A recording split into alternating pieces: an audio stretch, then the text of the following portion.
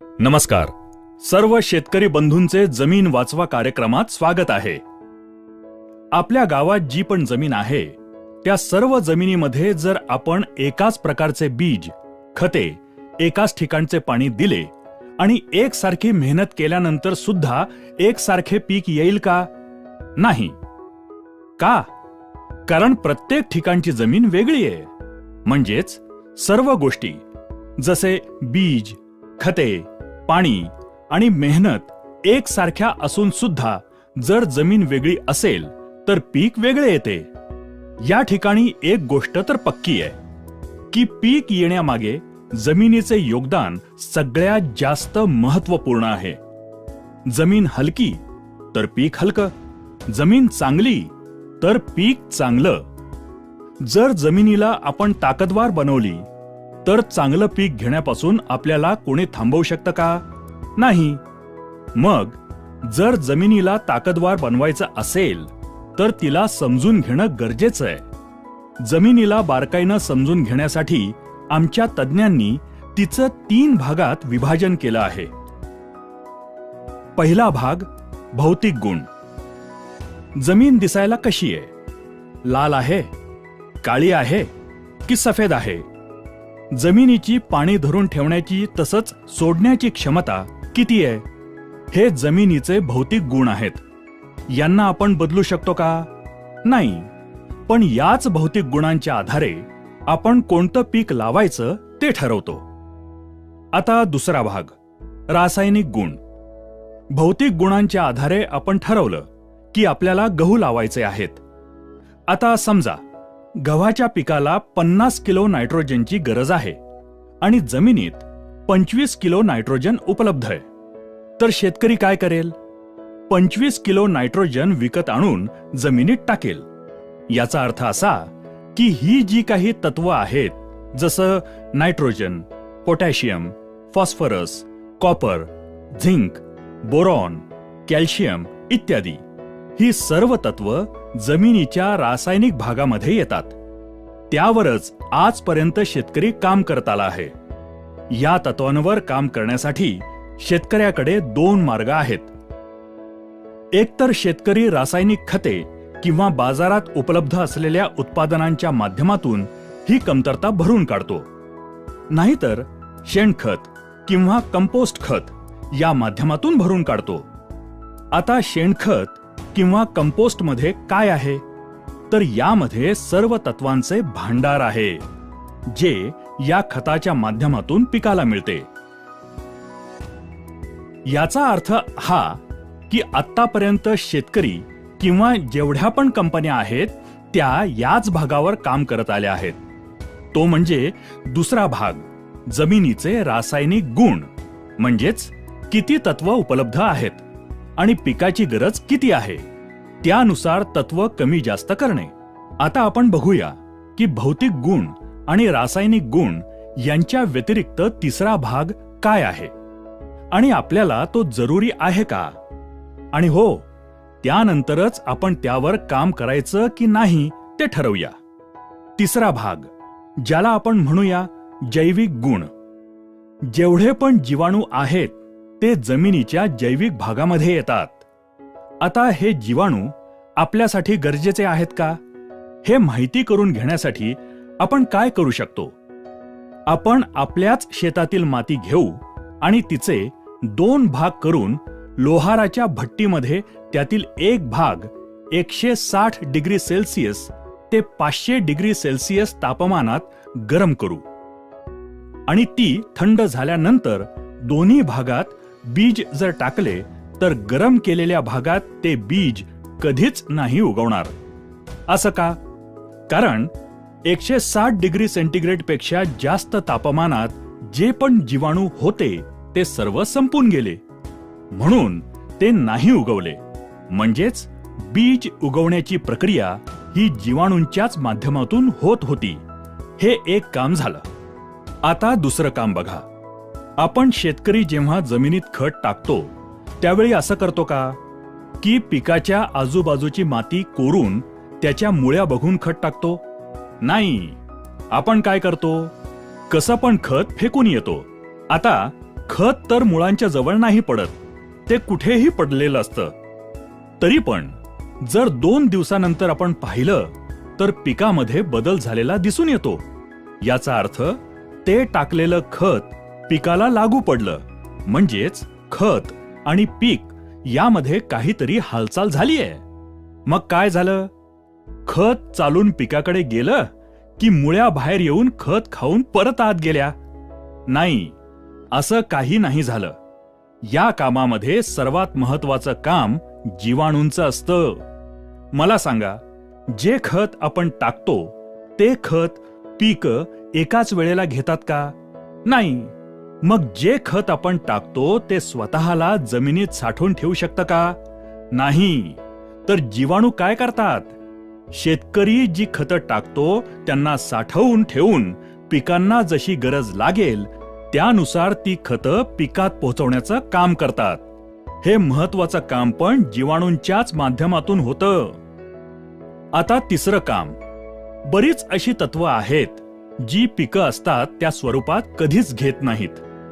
तुमच्या भाषेत सांगायचं तर समजा गहू घेतले. गहू आपल्या खाण्यासाठी असतात. जर मी तुम्हाला 1 प्लेट भर गहू खायला दिले तर तुम्ही खाणार का? नाही. तर काय करणार? त्याचं पीठ कराल, त्याची चपाती बनवाल आणि मग खाल. याचा अर्थ असा की ज्या स्वरूपात आहे त्यातून दुसऱ्या स्वरूपात बदललं तरच खाऊ शकणार. त्याचप्रमाणे फॉस्फरस, सिलिकॉन यासारखी जी तत्व आहेत ती आहे त्या स्वरूपात पिकं कधीच घेत नाहीत. त्यांना दुसऱ्या स्वरूपात बदलण्याची गरज असते. त्यांना घुलनशील बनवावं लागतं. हे काम जीवाणूंच्याच माध्यमातून होतं. जर आपण फॉस्फरस जमिनीत टाकला आणि त्या ठिकाणी जीवाणूच नसतील तर तो फॉस्फरस जमिनीत तसाच पडून राहील. तो पिकासाठी वापरलाच जाणार नाही. आणि तुम्ही विचार कराल, मी तर पिकात टाकलंय तरी पण फॉस्फरसची कमतरता का आली? मग तुम्ही काय करणार? परत फॉस्फरस आणून टाकणार आणि असं केल्यानं आपला खर्च वाढतो. याचा अर्थ हा की ही सर्व तत्व उपलब्ध स्वरूपात पिकांमध्ये पोहोचवण्याचं महत्वपूर्ण काम जीवाणूंच्याच माध्यमातून होतं. आता कार्बन आणि नायट्रोजनच्या संबंधाबाबत तुम्हाला कल्पना आहे का? तर बघा, पिकाला सगळ्यात जास्त प्रमाणात जे तत्व लागतं ते नायट्रोजन. पण जमिनीत जितक्या जास्त प्रमाणात कार्बनची आवश्यकता असेल तितके नायट्रोजन पिकांना चांगल्या प्रकारे उपलब्ध होते. अर्थातच जमिनीतील कार्बनचे प्रमाण कमीत कमी 1% ते 1.5% असणे आवश्यक आहे. तसेच पिके आणि माती परीक्षणानुसारही त्याची मात्रा ठरवता येते. आता शेतकरी काय करतो? नायट्रोजन टाकून सुद्धा नायट्रोजनची कमतरता दिसून आल्यानंतर पुन्हा नायट्रोजन आणून शेतात टाकतो. खरं तर शेतात कार्बनच्या कमतरतेमुळे पिकात नायट्रोजनची कमतरता आली आहे. आता जमिनीत जर कुठलेही तत्व जसे nitrogen, phosphorus, potash, copper, zinc, sulphur या व्यतिरिक्त कुठलेही तत्व कमी असेल तर आपण बाजारातून विकत आणून टाकू शकतो. पण कार्बनची कमतरता असेल तर तो बाजारात विकत मिळतो का? नाही. कार्बन जमिनीत उपलब्ध करण्याचा एकच मार्ग आहे, शेणखत किंवा कंपोस्ट खत. आता हे शेणखत किंवा कंपोस्ट खत काय आहे? हे मोठ्या पातळीवरचं तत्वांचं विघटन आहे. शेणावर प्रक्रिया होऊन ते खतामध्ये परावर्तित होतं आणि जो काही शेतातील काडी कचरा, पालापाचोळा हा मोठ्या पातळीवर कुजल्यानंतर कंपोस्ट तयार होतं. जेव्हा शेतकरी हे सर्व शेतात टाकतो तेव्हा जीवाणू त्यावर प्रक्रिया करून या खताचं सूक्ष्म पातळीवर विघटन करून त्याच्या आतमध्ये जी तत्व असतात ती काढून पिकांपर्यंत पोचवल्यानंतर जो भाग उरतो तो कार्बन असतो. याचा अर्थ हा की जमिनीमध्ये कार्बन उपलब्ध करण्याचे सर्वात महत्वाचे काम पण जीवाणूंच्याच माध्यमातून होते. आता पिकांच्या वाढीसाठी हार्मोन्सची आवश्यकता असते. रोपांना फुलांवर येण्यासाठी आणि फुलाला फळामध्ये बदलण्यासाठी सुद्धा हार्मोन्सची आवश्यकता असते. हे हार्मोन्स तयार करण्याचे काम सुद्धा जीवाणूच करतात. आता रोपाला वेगवेगळ्या आजारांपासून, कीटकांपासून बचाव करण्यासाठी स्वतःमध्ये औषध तयार करायची असतात. बघा, कधी कधी आपल्या शरीरावर काही कापलं तर बिना औषधानं ते बरं होतं. कधी कधी एखाद्या तंदुरुस्त माणसाला जर ताप आला तर बिना औषधानं तो बरा होतो. कारण आपलं शरीर आतल्या आतमध्ये औषधे त्यासाठी बनवत असतं. त्याचप्रमाणे पिकामध्ये ही जी काही ताकद आहे ती जीवाणूंच्या माध्यमातून तयार होते.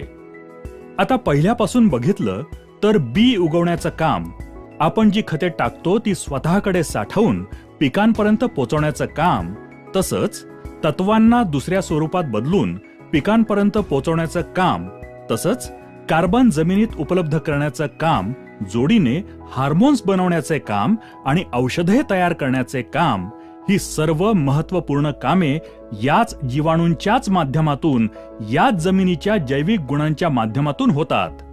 तर आता मला सांगा, आजपर्यंत शेतकऱ्यानं या जैविक भागावर किती काम केलंय?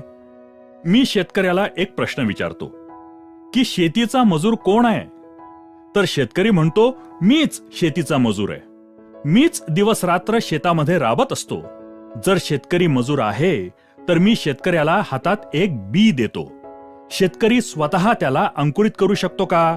नाही.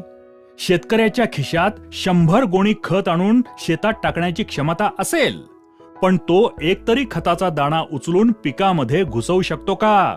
नाही. तर मग शेतकरी शेतीचा मजूर आहे का? नाही. शेतकरी फक्त सप्लायर आहे. शेतीची जी पण गरज आहे, शेतकरी फक्त ते सप्लाय करायचं काम करतो. खरा मजूर तर जीवाणू आहे, जो शेतात जमिनीमध्ये काम करून शेतकऱ्याला पीक आणि उत्पादन देतो. याचा अर्थ हा की शेती हा शेतकऱ्याचा कारखाना आहे आणि त्याचा मजूर आहे जीवाणू. आणि आजपर्यंत शेतकऱ्याला हे माहिती नाही की याचा खरा मजूर कोण आहे. तर बघा, आजच्या तारखेला शेतामध्ये आपल्याला काय समस्या आहेत? जे बी आपण लावतो ते नीट उगवत नाही. जी रोपं उगवतात त्यांचं पोषण चांगल्या प्रकारे होत नाही. रोपांना फुलं चांगल्या प्रकारे येत नाहीत. जी फुलं येतात ती चांगल्या प्रकारे फळात परावर्तित होत नाहीत. शेतीत रोगराई वाढलीये. या साऱ्या समस्या, ही कामं जीवाणूंच्या माध्यमातून होत होती, ती आज होत नाहीत. आज माझ्या माहितीप्रमाणे एखाद्या मेलेल्या माणसाला जर 10 लाख रुपयांचं इंजेक्शन दिलं तर त्यामध्ये काही हालचाल होईल का? नाही. 50 लाखाचं द्या, 1 कोटीचं द्या, 10 कोटींचं द्या. आता बघा, 10 लाख किंवा 10 कोटी याला सुद्धा काही किंमत आहे. तरी सुद्धा आपल्याला काहीच रिस्पॉन्स मिळत नाही. याचा अर्थ हा की रिस्पॉन्स हवा असेल तर जीव असणं गरजेचं आहे. जेवढा जीव असेल तेवढा रिस्पॉन्स वाढेल. तर आज आपण शेतामध्ये फक्त इंजेक्शनवर काम करतोय, रासायनिक भागावर काम करतोय. जमिनीचा जिवंतपणा जागृत ठेवण्यासाठी काहीच काम केलं नाही. समजा एखादा कारखाना आहे आणि त्या कारखान्यात 100 मजूर काम करतात. 100 मजूर एकूण 10 टन उत्पादन काढतात. आता त्या कारखान्याच्या मालकानं त्या मजुरांकडे दुर्लक्ष केलं. त्यांच्या राहण्याची व्यवस्था केली नाही. त्यांच्या खाण्यापिण्याकडे लक्ष दिलं नाही. त्यांच्या आरोग्याकडे लक्ष दिलं नाही आणि फक्त प्रोडक्शनवर लक्ष ठेवलं तर ते मजूर तिथे टिकतील का? नाही. त्यांची संख्या दिवसेंदिवस कमी होत जाईल. 100 वरून त्यांची संख्या 30 वर आली आणि मालकाला 10 टन उत्पादन हवे असेल तर मालक काय करतो? कच्चा माल आणून कारखान्यात टाकतो. आता मला सांगा, 100 मजुरांकडून होणारे 10 टन उत्पादन 30 मजुरांकडून होईल का? नाही. मालकाने कच्चा माल वाढवलाय. खरं तर मजुरांची संख्या वाढवायला हवी. त्यांची काळजी घेतली तर 10 टन काय, त्यापेक्षा जास्त उत्पादन काढता येईल. आज शेतात सुद्धा हीच परिस्थिती आहे. शेतीचा खरा मजूर आहे जीवाणू आणि आपण जीवाणूंची संख्या वाढवण्याऐवजी, त्यांची ताकद वाढवण्याऐवजी कच्चा माल म्हणजेच रासायनिक खते वाढवतोय. यानं आपल्या शेताचं उत्पादन वाढेल का? नाही. तर आमच्या केरन कंपनीनं काय केलंय? तर त्यांनी, आता ही गोष्ट तर पक्की आहे की एकच जीवाणू सगळी कामं तर करत नाही. वेगवेगळ्या कामासाठी वेगवेगळा जीवाणू आहे. तर कंपनीनं काय केलं?